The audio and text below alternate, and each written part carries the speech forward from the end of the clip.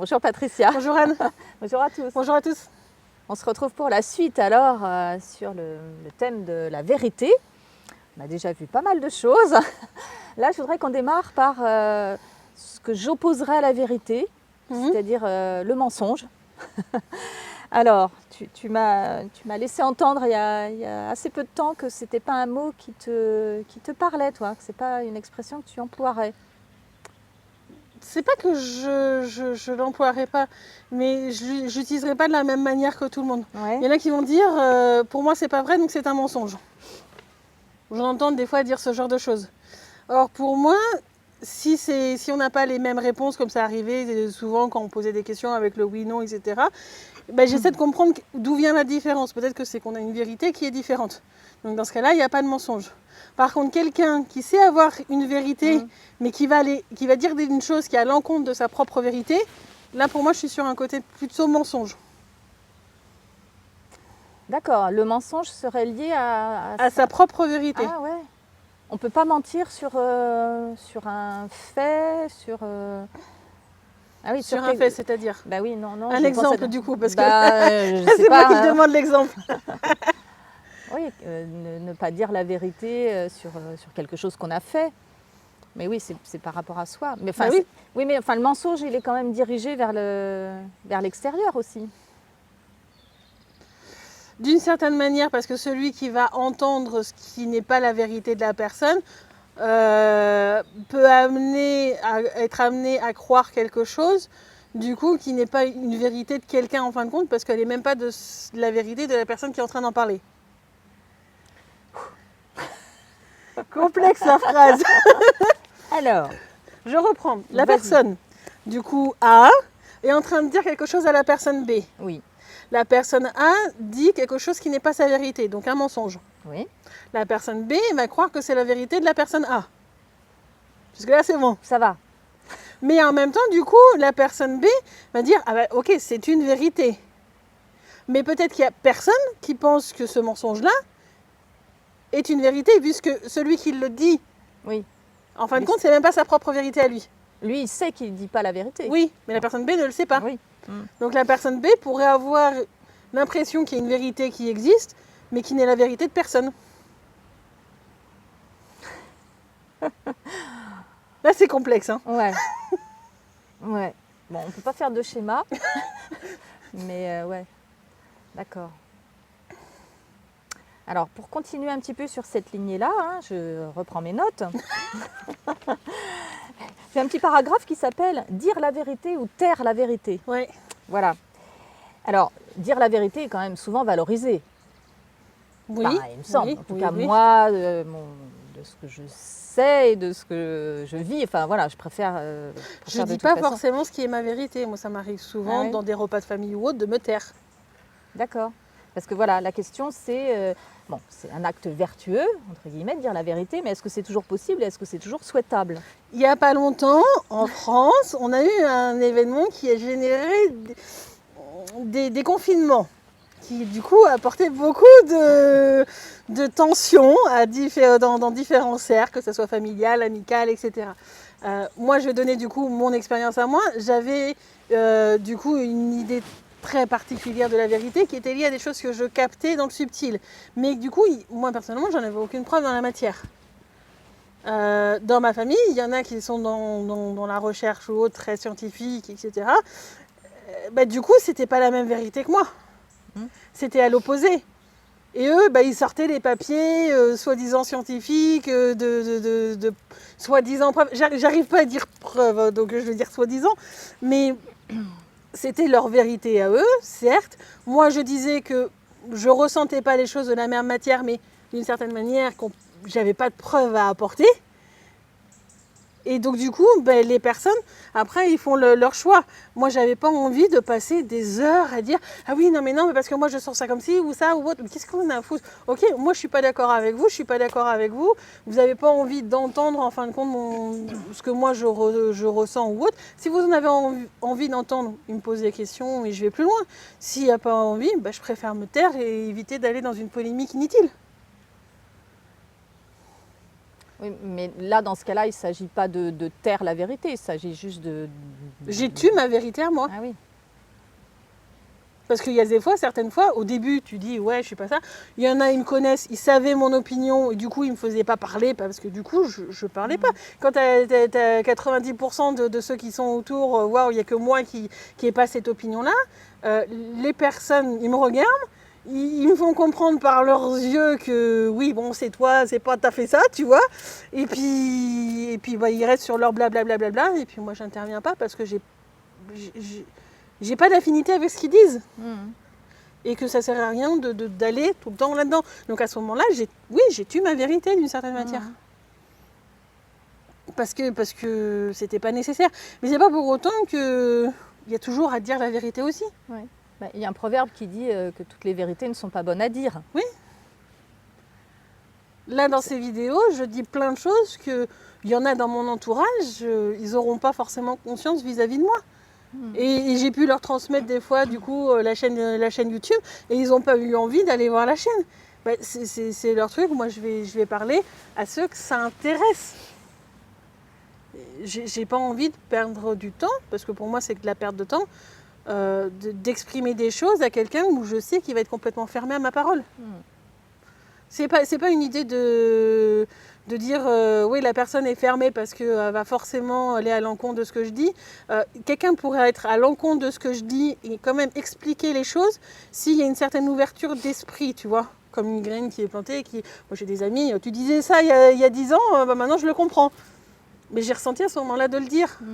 Bah, elle était fermée à ce moment-là. Mais en même temps, il y avait une certaine ouverture à l'intérieur. Par contre, quelqu'un qui fait vraiment blocus pour blocus, ça sert à rien.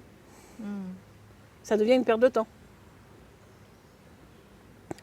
Alors, je pense aussi à une situation qu'on a sûrement tous connue, où on connaît une information, on détient une vérité, mais qui concerne quelqu'un d'autre.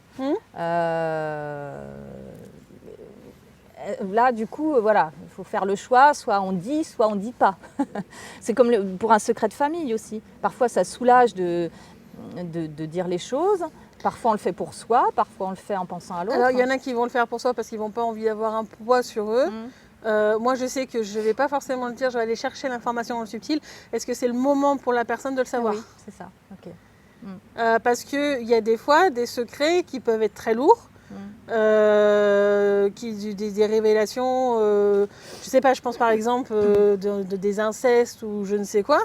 Et ben, peut-être qu'il y aura eu un traumatisme qui fait que la personne l'aura oublié à un moment donné. Moi, je vois ça pendant des soins. Je le perçois.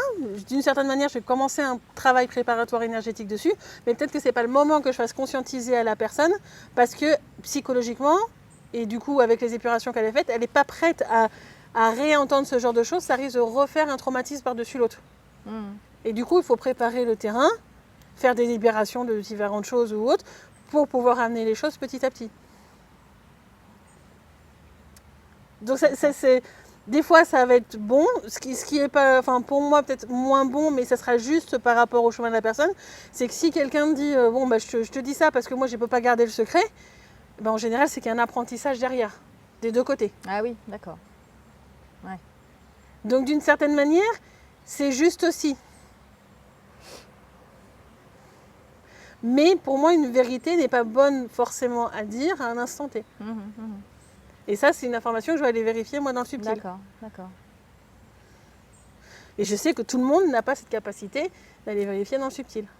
Ben, parfois, ça se fait par intuition. Enfin, moi, ce que j'appelle l'intuition. Du coup, l'intuition. c'est comme ça, oui, tout à fait. Voilà. Mais c'est ça, c'est que ton aide va aller chercher une information dans le subtil et tu vas ressentir de le dire ou de ne pas le dire. Ouais, d'accord, ok. Non. Et donc là, on parlait de dire la vérité.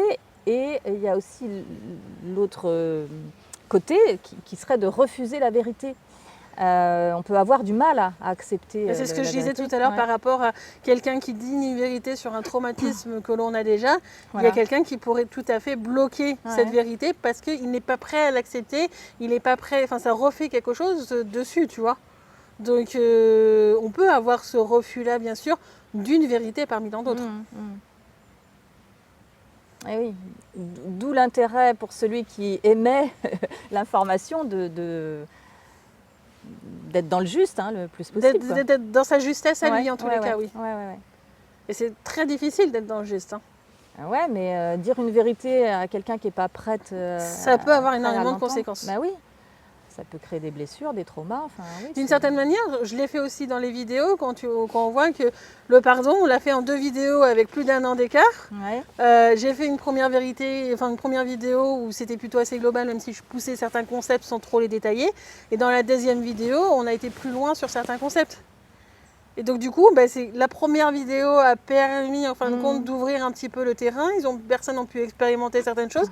Et dans la deuxième vidéo, moi j'ai des clients qui m'ont dit ah oui, là m'a servi ta deuxième vidéo parce que je bloquais un endroit sur les pardons, etc. par rapport à la première vidéo. Et donc du coup, j'aurais dit tous les trucs de la deuxième sur la première, les gens n'auraient pas forcément été capables de comprendre les notions et d'intégrer ce que je disais en fait. Donc d'une certaine manière, là, la vérité, elle est dite en plusieurs fois en approfondissant. Comme dans un parcours scolaire où on apprend d'apprentissage, où on va commencer à apprendre certaines choses et petit à petit, on va les détailler, on va aller de plus en plus loin dans les notions. C'est exactement pareil. Très bien, bon, ça c'est clair. Alors, moi j'avais envie qu'on parle de comment on peut faire pour savoir ce qui est vrai et ce qui est faux. Alors, l'exemple c'est actuellement comment on peut démêler le vrai du faux dans la surabondance d'informations auxquelles on est tous soumis actuellement. Comment reconnaître les infos vraies des... Discernement, quoi. Ben oui, alors, ouais, sûrement. Moi, la méthode que je préconise, c'est de demander à avoir une information exemple de corruption en accord avec les lois licites dans le subtil. Oui. Et de reposer la question. Du coup, et de poser la question sur plusieurs angles de vue différents. Parce que même dans le phrasé que l'on va avoir, on va avoir une certaine interprétation des mots. Donc quand on dit juste une question pour savoir si c'est vrai ou si c'est pas vrai, comme la vidéo qu'on a faite pour parler, dialoguer avec les éléments, tu avais ta bouteille d'eau. On a demandé si l'eau qui était dans le contenant, elle était bien ou pas. Moi j'ai parlé de contenant, toi dans le mot contenant, tu avais contenant en plastique parce que c'était une bouteille en plastique. Et ben toi tu avais un non, moi j'avais un oui. Là, encore une fois, on peut voir que du coup, on n'avait pas la même définition d'un mot. Donc, tu as reposé la question, est-ce qu'elle est bien dans ce contenant-là, sans mettre d'a priori sur la matière du contenant. Et là, elle était bien. Donc, du coup, l'eau, elle a peut-être pensé qu'elle était dans un autre contenant que celle, tu vois, qui est dans lequel tu pensais. Donc, il a fallu poser 2-3 questions pour arriver à avoir une réponse plus juste. Donc c'est bien de tourner autour du pot pour pouvoir essayer de comprendre de manière précise, en essayant d'interpréter du coup le moins possible les réponses. Et moi je demande du coup, en respect des lois licites dans le subtil, parce que les lois licites dans le subtil, c'est vraiment celles qui ont été créées à partir des informations de la création même, j'ai envie de dire. Même si elles sont amenées à changer parce qu'on va y apporter des précisions, c'est pour être dans le respect de toutes les consciences, même ceux qui, en tant qu'humains, on n'a peut-être pas forcément la conscience qu'il y a une conscience, en fait.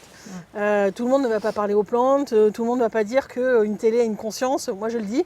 Il n'y en a pas beaucoup, j'ai une cliente qui me dit « Moi ça m'a marqué quand tu m'as dit que mon frigo avait une conscience ». Ben ouais, le réfrigérateur a sa propre conscience et elle s'est rappelée de certains trucs. Ou même la voiture, combien il y en a qui appellent sa voiture par un petit nom comme Titine ou je ne sais quoi et qui lui parlent. Ben pour moi, il y a une conscience. Mais ce ne sera pas le cas de tout le monde. Donc forcément, il y a un moment donné, il faut essayer de tourner autour du pot, demander pour moi, au niveau de la justice ici, parce qu'elle va prendre en compte justement ces consciences que nous, on n'a pas forcément l'impression qu'il y ait une conscience. Voilà, les phrases à rallonge. Va falloir réécouter. Et exemple de corruption, parce que moi, j'ai déjà eu le cas dans mon propre parcours, où il donnait une réponse avec alors une partie qui était juste et une partie qui était manipulée. Donc du coup, moi je demande explicitement qu'il n'y ait pas de corruption, de manipulation dans ma réponse. Moi c'est quelque chose, je veux que ça soit le plus juste possible. Et donc du coup c'est ces demandes-là. Après, c'est quelque chose dont je suis capable parce que je dialogue avec le subtil. Il y en a, ils ne vont pas croire à cette solution-là parce que pour eux l'énergétique, le subtil n'existe pas. Et dans ce cas-là, ça sera à eux de se faire leur propre opinion. Et ils n'auront peut-être pas encore accès à cet outil-là pour savoir si c'est juste ou pas.